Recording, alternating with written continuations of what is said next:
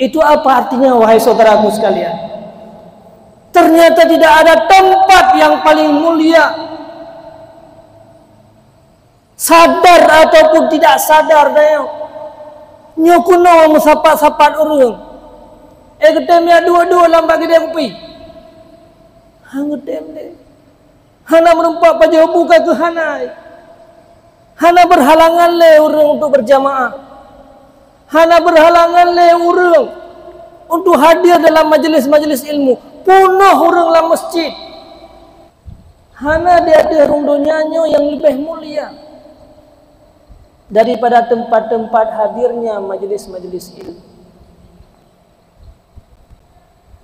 Memang kadang-kadang katanya orangnya bre pada pakon karena tanya orangnya tak pegah agak iman, tapi tentang persoalan iman akhiratnya kadang-kadang tanya hana sadar. Bertekedi ya biatanya orangnya nyom menyegepudep urung-urung mati mandum dalam dunianya. Ubena urung mati gepudep mandum dia Allah hau kejak orangnya. Yang mantan camat, ketem lam je camat. Mana saja Allah. Hang gete. Yang mantan bupati, ketem lam je bupati. Han. Getepu watayan kan. Yang na toko-toko medua boh kayan ketem yang menjaga malam lam gedui kide. Han le. Pije hang ketem le. Bukan hana butuh buat yang kepubuat selamat. Ketem lam yang kepudem lam orang-orang yang mati di sekeliling tanya orangnya. Yang pegawai ketem jak kanto lam dengan bajai kanto. Hang ketem le saudara sekalian. Hom sapat urut. Ho kejap. Ho kira-kira. Anak saja urut. Ho kejap umi. Punya orang kan melinggai-melinggainya gepudep lam kembali oleh Allah. Ketem jak ulang lam. Ketem lam buka bidai buka bawah teruk. Nana ke mesti ikut ayah kalau kubah keron nyempat cukup laga. Moto-moto Alphard kalau kubah trip tak kalau tengok hana merumpak. Ayah tengok yang kamu meninggal pudep lam. Kalau kubah rumah-rumah keron nampak ayah. Kidai-kidai kalau kubah lam kembali untuk nejak pudai ke jaman lam. Ketem. Han hodroh masjid. Pesantren mandung-mandung kuno.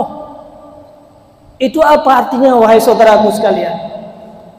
Ternyata tidak ada tempat yang paling mulia,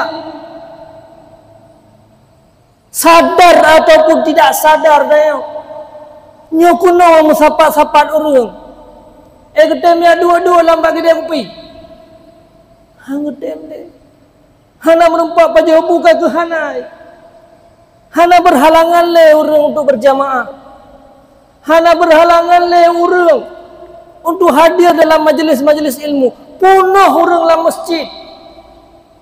Pakon karena getak-getok ke akhiratnya, maka urungnya pakon hana sanggup le getanya urungnya katanya.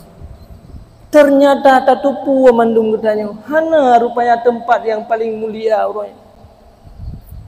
Hana tempat yang bisa menyelamatkan tanya orangnya.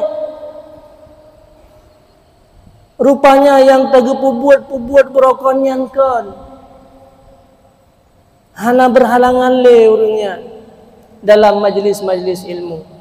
Nyan kenyan wahai saudara-saudara sekalian. Maka pantas rupanya Rasulullah sampaikan wa kullul mu'minina halki. Urung-urung beriman yang menyesal telah lah gewatai mati. Akan menyesal sehingga illal alimin, kecuali hanya orang-orang yang dibekali ilmu agama dan untuk beramal dengan ilmu agama tersebut.